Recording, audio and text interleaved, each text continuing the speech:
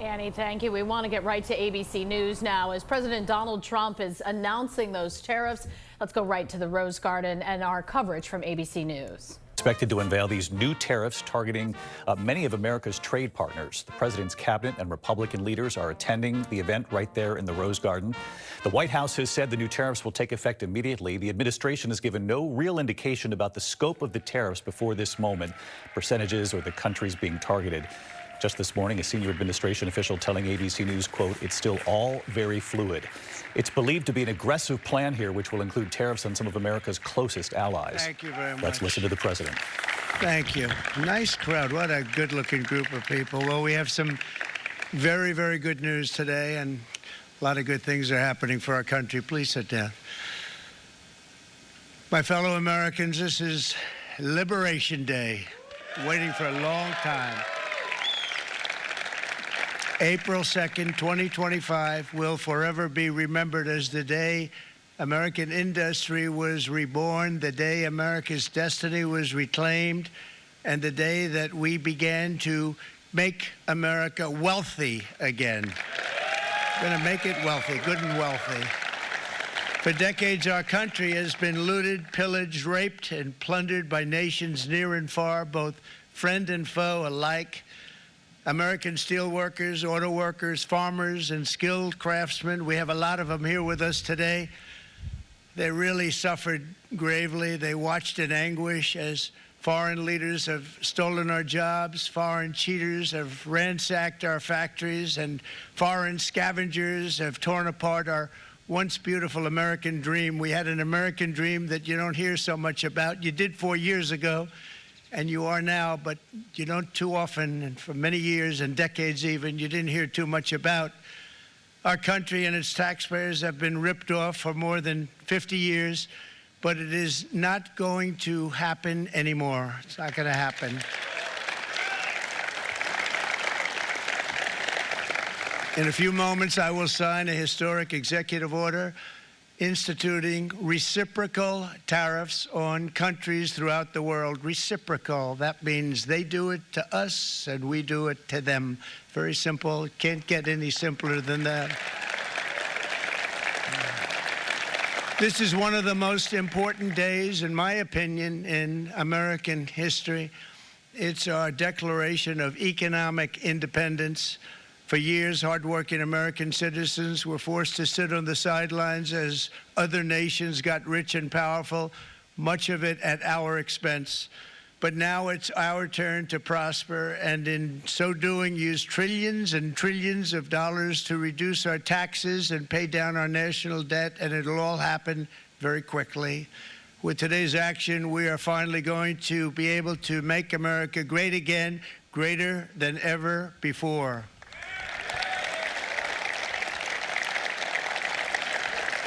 Jobs and factories will come roaring back into our country, and you see it happening already. We will supercharge our domestic industrial base. We will pry open foreign markets and break down foreign trade barriers. And ultimately, more production at home will mean stronger competition and lower prices for consumers. This will be indeed the golden age of America. It's coming back. We're going to come back very strongly. We're pleased to be joined on this momentous occasion by Vice President J.D. Vance. J.D., thank you. Thank you. Thank you very much. Where are you, J.D.? No, that wasn't too hard to find. I was looking, you know, he likes to take a low-key attitude, so it'd usually be sitting right in front. He's gaining a lot of confidence, Mike, isn't he? And nearly my entire cabinet is here, as well as Speaker Mike Johnson has done an amazing job. And with the great success we had last night in Florida, we have a majority of 7. And 7's like a lot when we had it at 1, right? You've done a fantastic job. And many of the members of the House and Senate are with us. Senators, Congressmen, thank you all for being with us. We appreciate it. For decades, the United States slashed our trade barriers on other countries, while those nations placed massive tariffs on our products and created outrageous non-monetary barriers. to decimate our industries, and in many cases, the non-monetary barriers were worse than the monetary ones. They manipulated their currencies, subsidized their exports, stole our intellectual property, imposed exorbitant VAT taxes to disadvantage our products, adopted unfair rules and technical standards, and created filthy pollution havens. They were absolutely filthy, but they always came to us and they said, we're violating, we should pay for it. It's all detailed in a very big report by the U.S. Trade Representative on foreign trade barriers, and I'll just hold it up for you. It's available, and you don't have to pay too much. As I understand it, you'll pay nothing. It's a lot of work for something, actually, because it's a special book. It's very, frankly, it's very upsetting when you read it, when you see what people have been doing to us for 30 years. This all happened with no response from the United States of America, none whatsoever. But those days are over. Let me offer just a few examples of the vicious attacks our workers have faced for so many years. The United States charges other countries only a 2.4 tariff on motorcycles. Meanwhile, Thailand and others are charging much higher prices, like 60%. India charges 70%. Vietnam charges 75%, and others are even higher than that. Likewise, until today, the United States has for decades charged a 2.5 tariff. Think of that, 2.5% on foreign-made automobiles. The European Union charges us more than 10% tariffs, and they have 20% VATs, much, much higher. India charges 70%, and perhaps worst of all are the non-monetary restrictions imposed by South Korea, Japan, and very many other nations. As a result of these colossal trade barriers, 81% of the cars in South Korea are made in South Korea. 94% of the cars in Japan are made in Japan. Toyota sells 1 million foreign-made automobiles into the United States, and General Motors sells almost none. Ford sells very little. None of our companies are allowed to go into other countries. And I say that, friend and foe. And in many cases, the friend is worse than the foe in terms of trade. But such horrendous imbalances have devastated our industrial base and put our national security at risk. I don't blame these other countries at all for this calamity. I blame former presidents and past leaders who weren't doing their job. They let it happen, and they let it happen to an extent that nobody can even believe. That's why, effective at midnight, we will impose a 25% tariff on all foreign-made automobiles.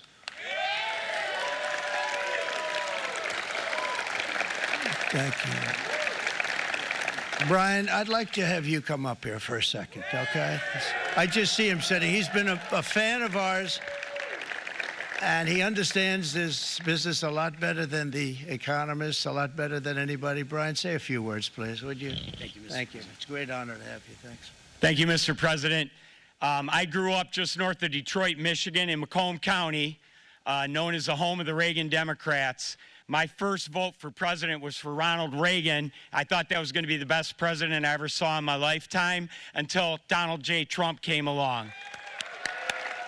I have watched my entire life, I have watched plant after plant after plant in Detroit and in the Metro Detroit area close. There are now plants sitting idle. There are now plants that are underutilized, and Donald Trump's policies are going to bring product back into those underutilized plants. There's going to be new investment. There's going to be new plants built.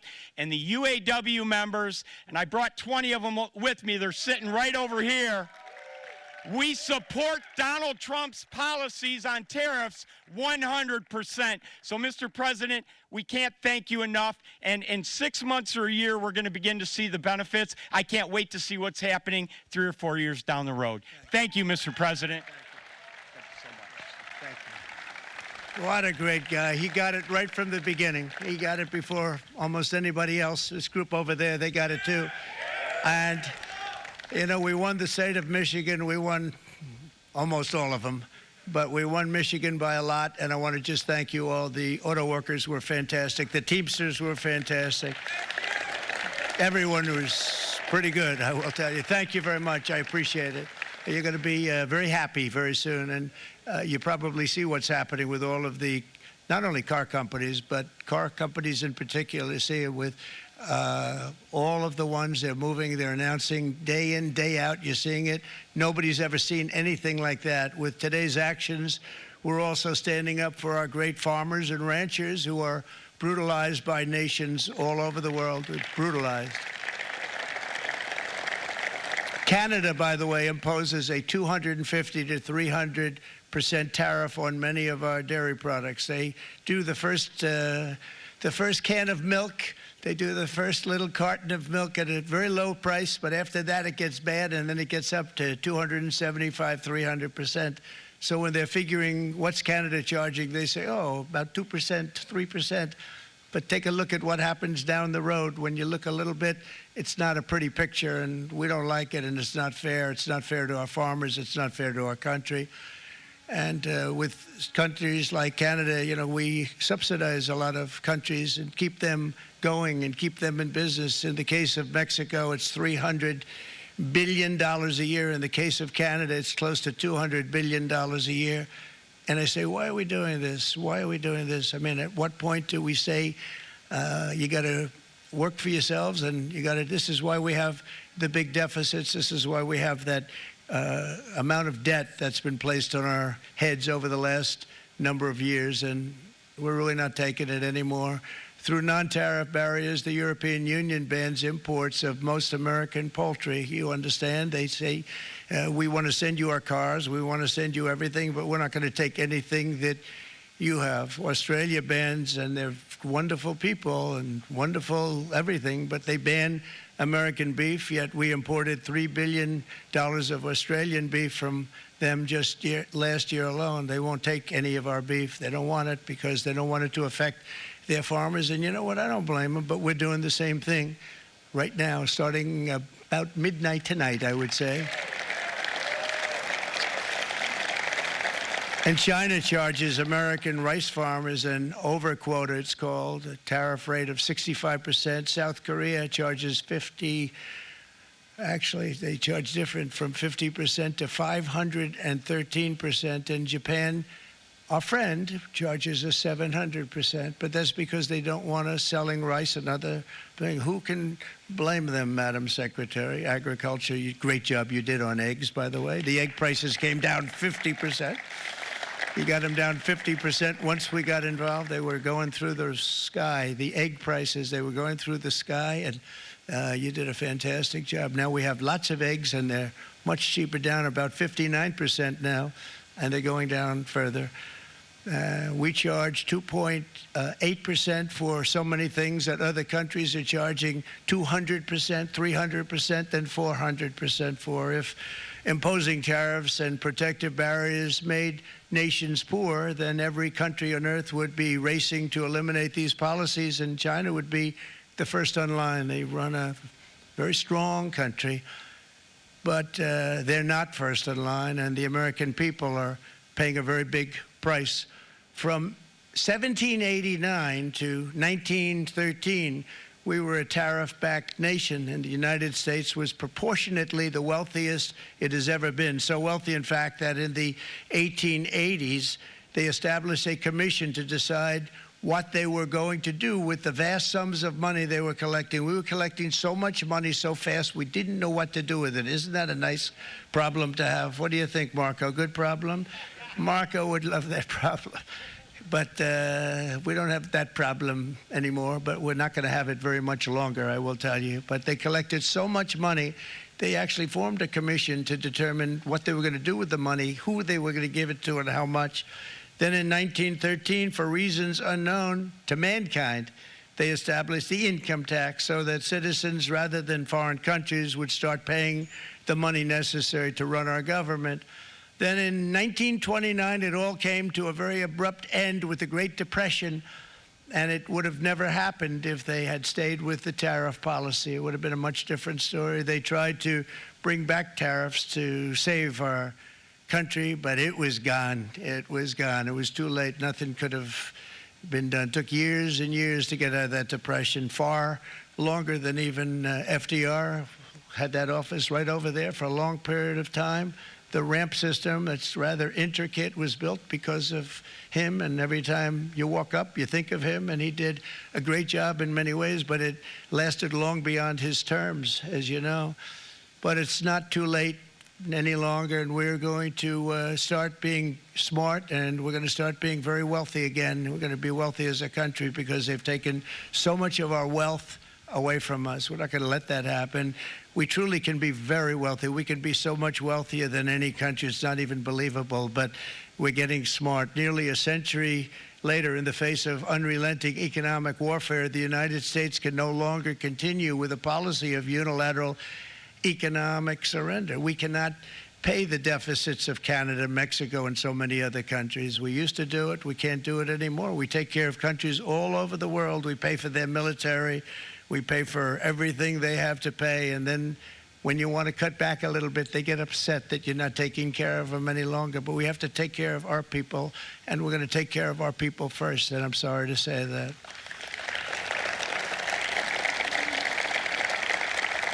And today we're standing up for the American worker, and we are finally putting America first.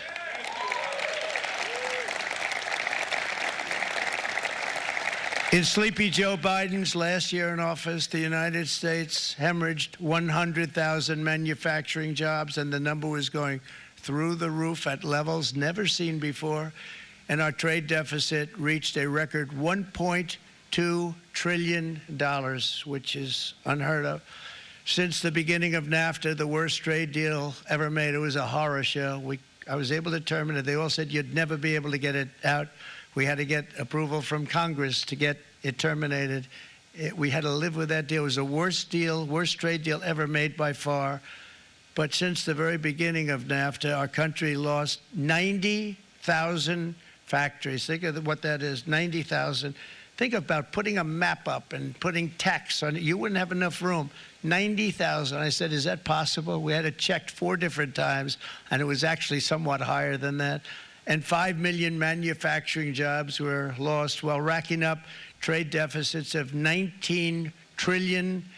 That was the worst trade deal ever made. As a result of these gigantic losses, foreign nations now own $26 trillion more of American assets than think of this, than the Americans own of their own foreign assets or other foreign assets. The United States can no longer produce enough antibiotics to treat our sick. We have a tremendous problem. We have to go to foreign countries to treat our sick. If anything ever happened from a war standpoint, we wouldn't be able to do it. We import virtually all of our computers, phones, televisions, and electronics. We used to dominate the field, and now we import it all from different countries. A single shipyard in China now produces more ships every year than all of the American shipyards combined. Think of that. And it was a business that we used to dominate. We used to dominate it totally. In short, chronic trade deficits are no longer merely an economic problem. They're a national emergency that threatens our security and our very way of life. It's a very great threat to our country. And for these reasons, starting tomorrow, the United States will implement reciprocal tariffs on other nations. It's been a long time since we even thought of that. We used to think about it a lot. We didn't think about it for many decades, and you see what's happened. For nations that treat us badly, we will calculate the combined rate of all their tariffs, non-monetary barriers, and other forms of cheating. And because we are being very kind, we're kind people, very kind. You're not so kind when you got ripped off with your salaries. My auto worker friends and my Teamster friends and all of the unions that typically voted Democrat, they're not voting Democrat anymore because worker, whether union or non-worker, they're for the Republicans now. That's what happened. But we will charge them approximately half of what they are and have been charging us. So the tariffs will be not a full reciprocal. I could have done that, yes, but it would have been tough for a lot of countries who didn't want to do that. I'd like to see the chart if you have it. Could you bring it up, Howard? This is our great Secretary of Commerce, Howard Lutnick. Thanks, Howard. So if you look at that China, first row. China, 67%. That's tariffs charged to the USA, including currency manipulation and trade barriers. So 67%, I think you can, for the most part, see it. Those with good eyes, with bad eyes. We didn't want to bring, it's very windy out here. We didn't want to bring out the big charts because it had no chance of standing. Fortunately, we came armed with a little smaller chart. So 67%, so we're going to be charging a discounted reciprocal tariff of 34%. I think, in other words, they charge us, we charge them less. So how can anybody be upset? They will be, because we never charge anybody anything. But now we're going to charge. European Union, they're very tough, very, very tough traders. You know, you think of European Union, very friendly. They rip us off. It's so sad to see. It's so pathetic. 39%, we're going to charge them 20%, so we're charging them essentially half. Vietnam, great negotiators, great people. They like me, I like them. The problem is they charge us 90%. We're going to charge them 46% tariff. Taiwan, where they took all of our computer chips and semiconductors. We used to be the king, right? We were everything. We had all of it. Now we have almost none of it, except the biggest company is coming in. We're going to end up with almost 40%. Lee Zeldin's working to get their approvals. And it's an amazing company. Mr. Wei, of one of the great companies of the world, actually. They're coming in from Taiwan, and they're going to build one of the biggest plants in the world, maybe the biggest for that. But 64%, we're going to charge them 32%. Japan, very, very tough, great people. And again, I don't blame the people for doing it. I think they're very smart in doing it. I blame the people that sat right in that Oval Office, right over there, right behind the Resolute desk or whichever desk they chose. Japan, 46%. They would charge us 46%, and much higher for certain items like cars, you know, little items like cars. 46%, we're charging them 24%. India, very, very tough, very, very tough. The Prime Minister just left, and he's a great friend of mine, but I said, you're a friend of mine, but you're not treating us right. They charge us 52%. You have to understand, we charge them almost nothing for years and years and decades, and it was only 7 years ago when I came in, we started with China and charged them. We took in hundreds of billions of dollars from China in tariffs, and they understood, honestly. President Xi understood. He said, look, I understand, and the other countries, and they all understand. We're going to have to go through a little tough love, maybe, but they all understand. They're ripping us off, and they understood it. Prime Minister of Japan, Shinzo Abe. He was a fantastic man. He was unfortunately taken from us, assassination. But I went to him and I said, Shinzo, we have to do something. A trade is not fair. And he said, I know that, I know that. And he was a great gentleman. He was a fantastic man, but he understood immediately what I was talking about. I said, Shinzo, we have to do something. He said, I know that. And we worked out a deal, and it would have been a much better deal, but frankly, there were many years left in the deal that was made previous to my getting there, but it was something. If you look at Switzerland, 61% to 31%. Indonesia, Malaysia, Cambodia. Oh, look at Cambodia, 97%. We're going to bring it down to 49. They made a fortune with the United States of America. United Kingdom, 10%, and we'll go 10%. So we'll do the same thing. South Africa, 60%, 30%, and they've got some bad things going on in South Africa. You know, we're paying them billions of dollars, and we cut the funding because a lot of bad things are happening in South Africa. The fake news ought to be looking at it. They don't want to report it. Brazil, 10%, 10%. Bangladesh is 74%. So you see what's going on. Pakistan, 58%. Sri Lanka, 88%. So what we're doing is we're taking not the full, we could take the full 88%. Thanks a lot, Howard. He's doing a very good job. How's he doing, all right? I think you better take it with you. It's not going to last very long. He's going to put it, it's going to follow you down with the wind. I brought a hat just in case it got too windy, but here, would anybody like a hat? I'm not giving it to a cabinet. I'm giving it to the auto workers. Come here.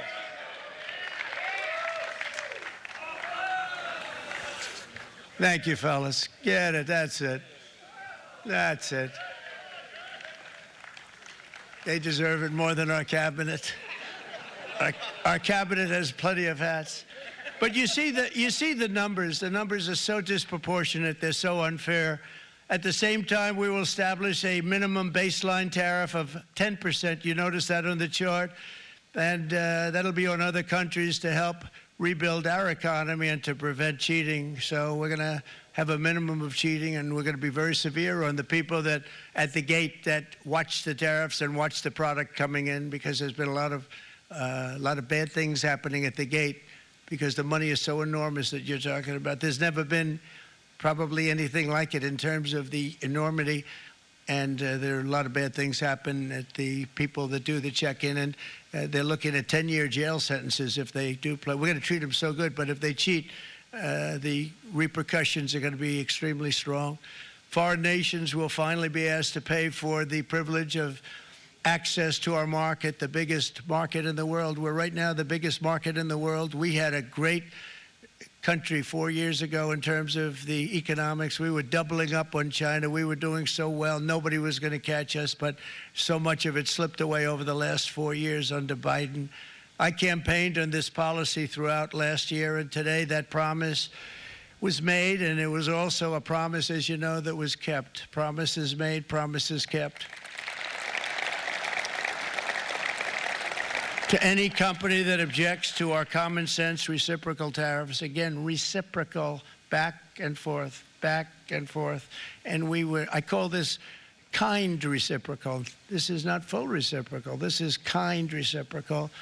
But what we do is we cut it in half. We charge them. My answer is very simple. If they complain, if you want your tariff rate to be zero, then you build your product right here in America, because there is no tariff if you build your plant, your product in America. And we've seen companies coming in like we've never seen before. Likewise to all of the foreign presidents, prime ministers, kings, queens, ambassadors, and everyone else who will soon be calling to ask for exemptions from these tariffs, I say, terminate your own tariffs, drop your barriers, don't manipulate your currencies. They manipulate their currencies like nobody can even believe, which is a bad, bad thing and very devastating to us, and start buying tens of billions of dollars of American goods. Tariffs give our country protection against those that would do us economic harm, and many people were looking to do us economic harm. Maybe not so obviously, but they were doing tremendous economic harm. But even more importantly, they will give us growth. These tariffs are going to give us growth like you haven't seen before, and it'll be something very special to watch. I am so looking forward, and Brian, it's going to happen even faster than you said. You know, you might say, but it's already started. It's already started.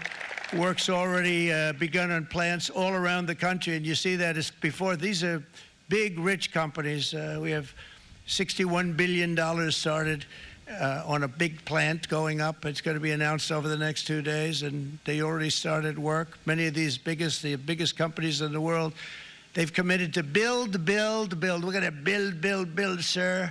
And they came here to see me, and they wanted to know if they could have a press conference. I do as many as I can. I'm pretty busy trying to stop Russia and Ukraine and the Middle East. We got to stop that. We got to stop the Houthis, which we're making tremendous. They like shooting ships down and out of the water, sinking ships. They get a kick out of it, but they're not getting such a kick out of it now, are they, Mr. Secretary? They're not getting such a kick out of that now. But here are just a short list of some of the companies that have already announced and committed to investment. And this is a company that built its factories and its plants in China. Apple is going to spend $500 billion. They never spent money like that here. They're going to build their plants here. SoftBank, OpenAI, and Oracle, great companies, are investing $500 billion almost immediately. NVIDIA, a hot company, is investing hundreds of billions of dollars. They just announced. TSMC, the biggest, most important company in the world of chips from Taiwan, with no investment from us, is investing 200 billion, and they said the reason was, number one, the election of November 5th, and number two, the tariffs. They don't want to pay the tariffs, and the way they're not paying it is to build their plant here. So we're going to go from almost no percentage. We used to have 100% of the chip market. Now it's all in Taiwan. Almost all of it's in Taiwan, a couple of other countries, but mostly in Taiwan. And think of it, we had 100%. We lost it because of people in that office that didn't do their job. They allowed it to be stolen from us. Johnson & Johnson, great company, $55 billion. Eli Lilly, $27 billion. Meta is investing $500 billion. Wow. DeMac is investing $20 billion. CMA, CGM, $20 billion. And then you have Merck and Clarios, Stellantis, General Motors, GE Aerospace, Honda, Nissan, Hyundai are all putting in billions and billions of dollars, and they're committed 100%. So. And we've never had, and this is after 2.5 months. This is after just a short, this all took place as soon as we came out with what everybody wanted to do. You know, I watched a gentleman today on television, used to work with Lee Iacocca, a very respected automobile person, and he said, you know, because they were asking people, and they try and get as many negative people as they can, but they can't find them too much. It's pretty hard to find in terms of what we're doing, especially when they see all this investment. They said, so tell me, what do you think of what Trump is doing from the automobile standpoint? He said, I can't believe it.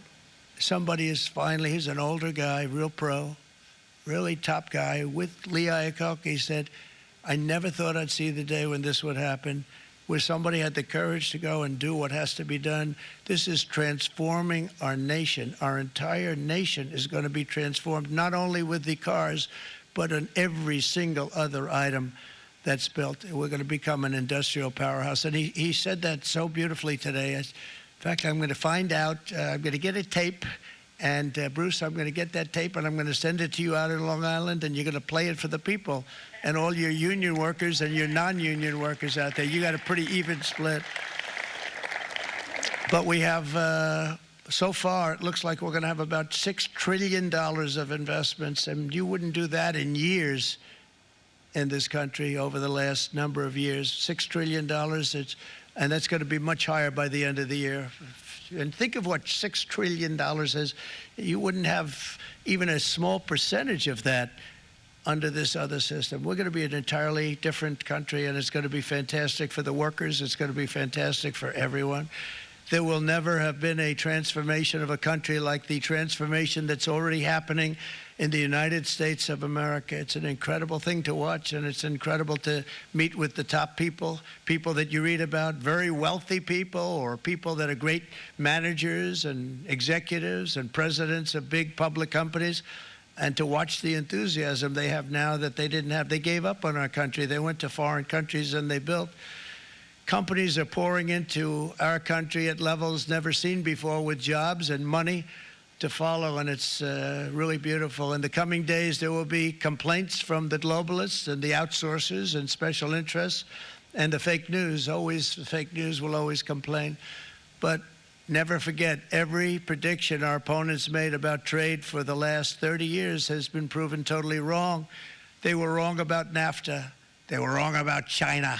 They were wrong about the Trans-Pacific Partnership, which would have been a disaster if I didn't terminate it. If I didn't terminate that, United Auto Workers, you would have had no jobs in this country. You would have had no jobs. It was all going to other countries. In my first term, they said tariffs would crash the economy. Instead, we built the greatest economy in the history of the world. And again, I have great respect for President Xi of China, great respect for China, but they were taking tremendous advantage of us, and I commend them for that. I say, hey, if you can get away with it, that's okay. But, you know, they understand exactly what's happening, and they probably, most of them are saying it's about time they did something, but, and they're going to fight, and they're going to fight fair. Everyone's going to fight. You know, it's like, I say to the leaders, look, you got to take care of your country, but we have to start taking care of our country now. We can't do what we've been doing for the last 50 years. From the day of my election, the stock market went up in my first term 88%. with NASDAQ going up 155%, more than any president has ever had in any term in office, by far. And I think we're going to blow that away. And maybe the numbers won't show, but I think they're going to show much better than even those numbers. But what you're going to see is you're going to see activity, that empty, dead sites, factories that are falling down. Those factories will be knocked down, and they're going to have brand new factories built in their place. They're not only talking about renovating, they're talking about brand new, the best anywhere in the world, the biggest anywhere in the world. I have a friend who builds car plants, and I said, I want to see the biggest and the best. He said, well, we have to go to Mexico. I said, no, I want to see it in the United States. He said, we're not building them in there. This is a year and a half ago during the campaign. He said, we're not building it. You'd have to go to Mexico. When I was starting to decide to run, and I went to #1 in the polls very rapidly, I want to say, like let's say in the first hour, and then shortly thereafter, it looked like I was going to win, and the fake news was saying, "Oh no, don't do this." What they don't know is if I didn't win, they would have really been in trouble, because nobody wants to read them anyway. But I tell you what, when it looked like I was going to win, I announced that I was going to be doing exactly what we're talking about today. Great consistency, actually, because I've been talking about it for 40 years.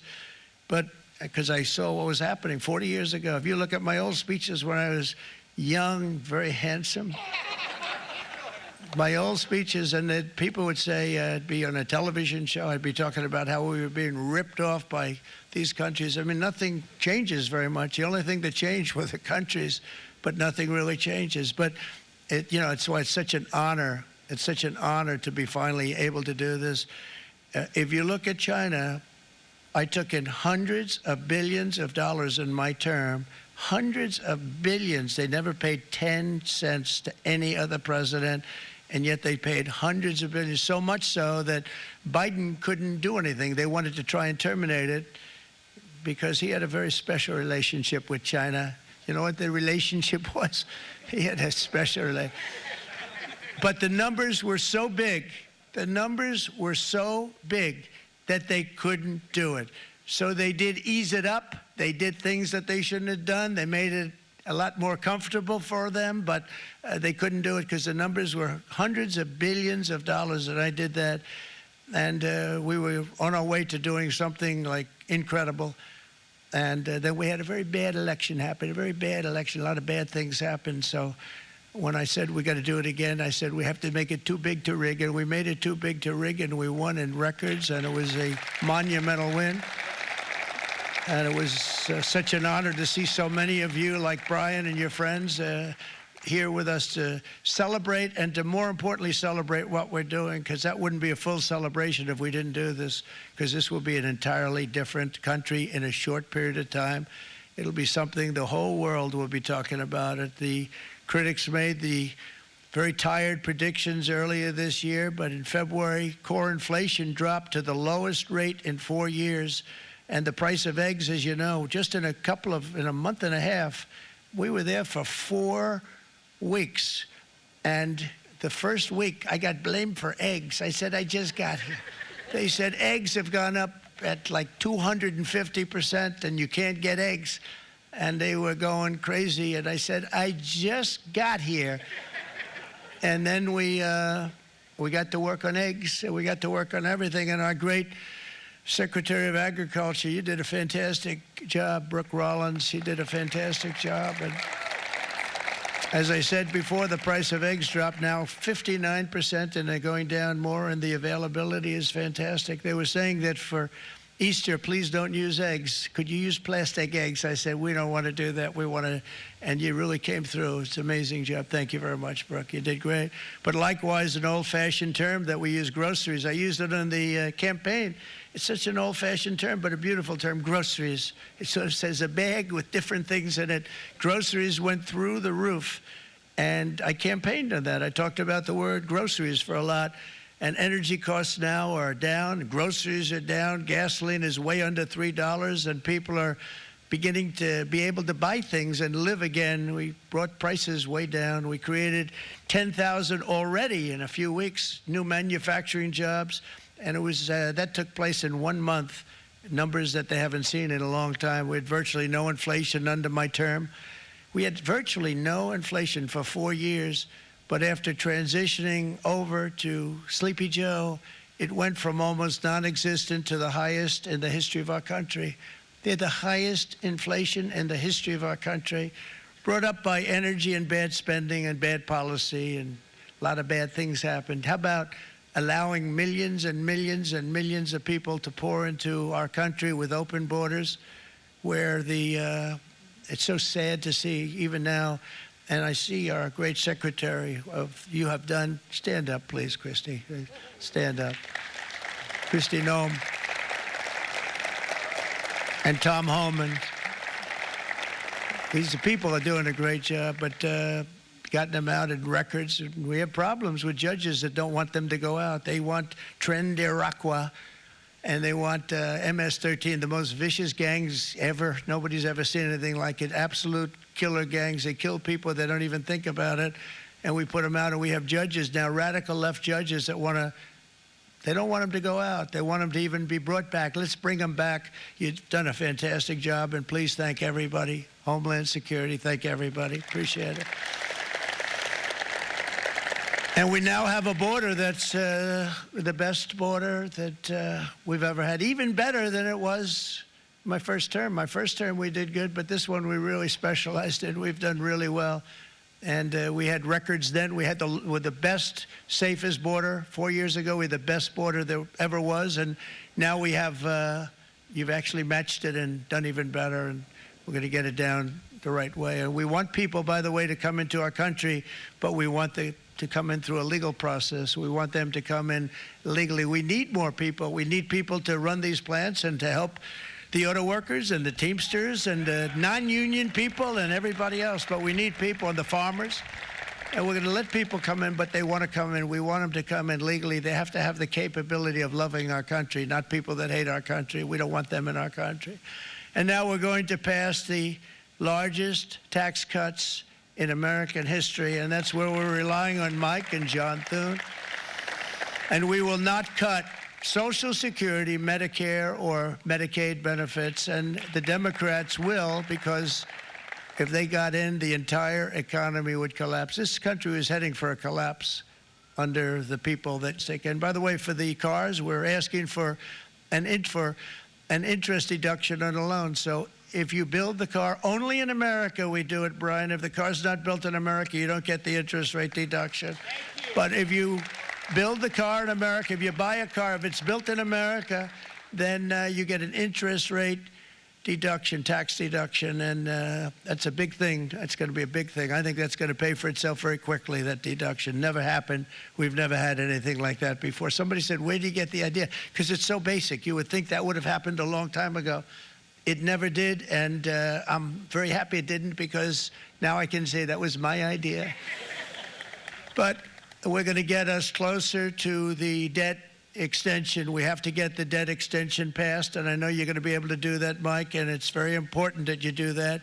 And all of the other things that the Senate budget plan gives us, along with working, because I know they're working together, John and Mike, and the two bills are going very well together. We need to get our shared priorities done, including certain permanent tax cuts. We want the tax cuts to be permanent, spending cuts, energy and historic investments in defense, border, and so much more. We're covering everything. These will be phenomenal. There'll be no bill like this going to straighten. One bill is going to straighten out our country for many, many years to come. And we said, let's just do it and let's get it done. And some guys will love it, and some guys will like it a little bit less because they're not getting what they were exactly looking for, but they're getting a lot. They'll never, if we get this done, it'll be the most incredible bill ever passed in the history of our Congress and Senate and congressmen, the senators and the congressmen, many of whom are here today, will be very proud of themselves. I really believe that. It's going to set us on a whole new prosperous path. We're going to cut spending and right-size the budget back to where it should be. We're going to do that very strongly. Thank you, Rick. Thank you. John, thank you. Oh, look at all of our senators over there. Oh, boy. That's a nice group of people. But I won't like them so much if they don't get this bill done. That's a great group. And Congressman, thank you very much. I appreciate it. Tremendous people. The Senate plan is my complete and total support, and the House plan likewise is very similar. They're moving along pretty much at the same clip, and as soon as you're ready, you'll show it to me, and I'm sure it'll have my support, Mike. Every Republican congressman and senator must unify. We have to unify. We can't be separated. We have to get it done. We have to get absolutely everything we can, and we have to take care of the American people. That's the only thing that matters. We have to take care of the American people first. We need to pass this bill immediately, get it done, including debt extension. From this day on, we're not going to let anyone tell us that American workers and families cannot have the future that they deserve. We're going to produce the cars and ships, chips, airplanes, minerals, and medicines that we need right here in America. The pharmaceutical companies are going to become roaring back. They're coming roaring back. They're all coming back to our country, because if they don't, they got a big tax to pay.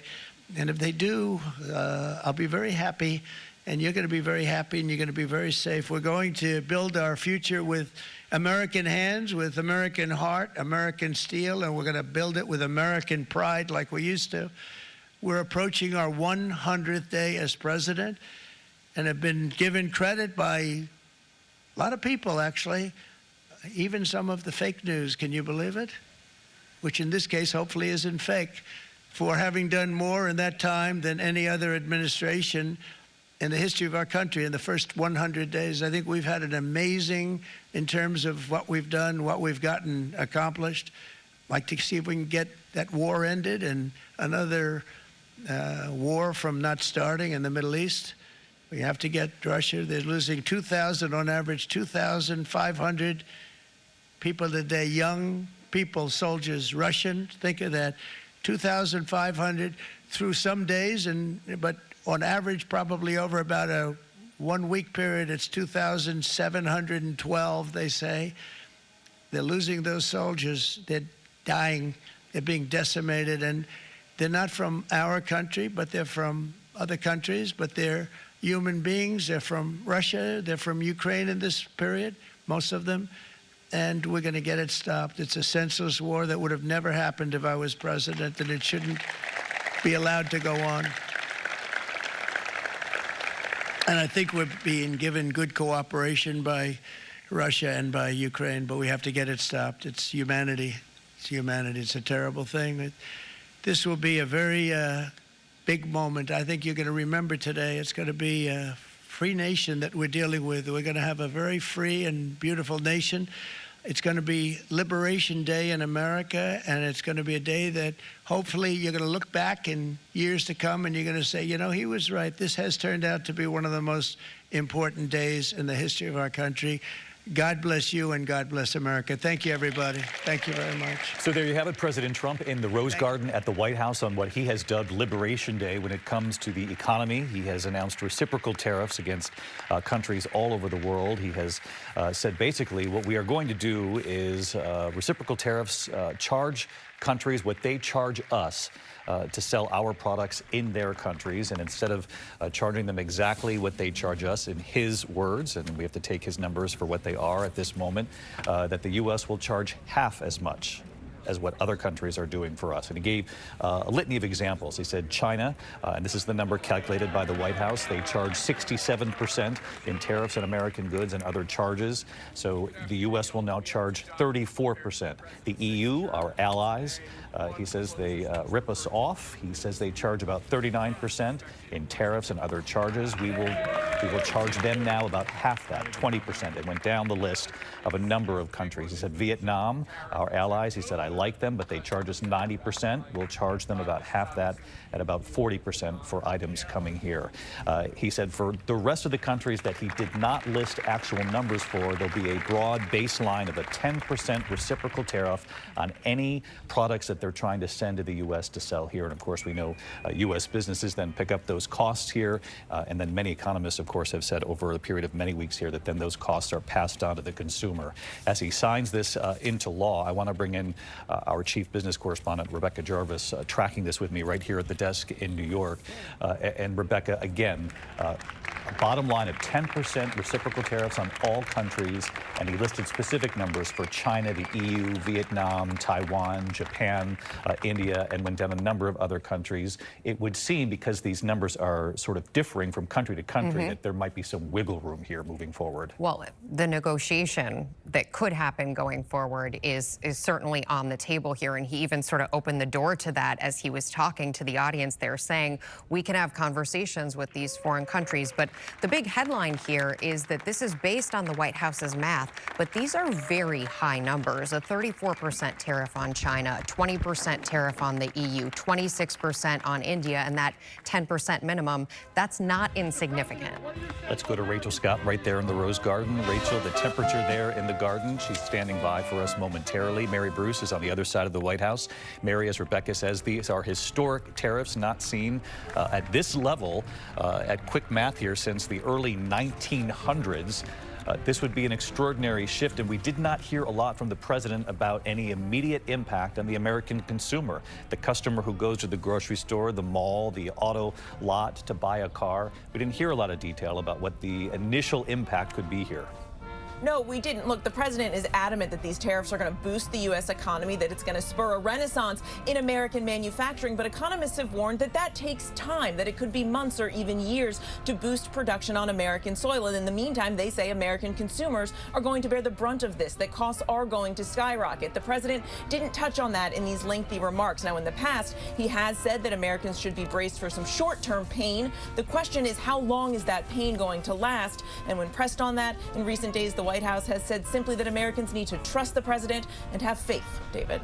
Mary Bruce, right there at the White House, at the Rose Garden. Rachel Scott also standing by. Rachel, I understand you can hear me now. There you are, with the crowd there behind you. They liked what they were hearing. And of course, the question is how our allies will respond to this around the world, our friends around the world, with these extraordinarily high tariffs that the president says are long overdue. And again, what the initial impact, and when I say initial, this could be in many weeks, several months, if you will, because also economists say if you want to bring products back to America, it's going to take quite some time before that can get up and running. Exactly, David. And even those who are here, steel workers, auto workers, they acknowledge that while they are supportive of the president's plan, that this is not going to be like a light switch on and off, that this could take time, months and years for manufacturing ultimately to get up to speed. But you heard here from the president today, he is betting that this plan will work. Of course, across the country, of course, businesses are also preparing to increase their prices for customers, David. Rachel Scott, our thanks to you. Very quickly, back to Rebecca Jarvis. The Dow did close up 235 today, but you're looking at the futures already, and they're reacting to the futures here, which point to what will happen tomorrow morning, and they reverse course. They are pointing much lower for tomorrow morning's open. As the first reaction comes in on the markets, the futures, as Rebecca says, down for tomorrow based on the news here today. We're going to have our coverage continue at ABC News Live, abcnews.com. For many of you, your local news is standing by right here in the East. And of course, I'll be back here with the entire team for World News Tonight. I'm David Muir in New York. Good day. This has been a special report from ABC News.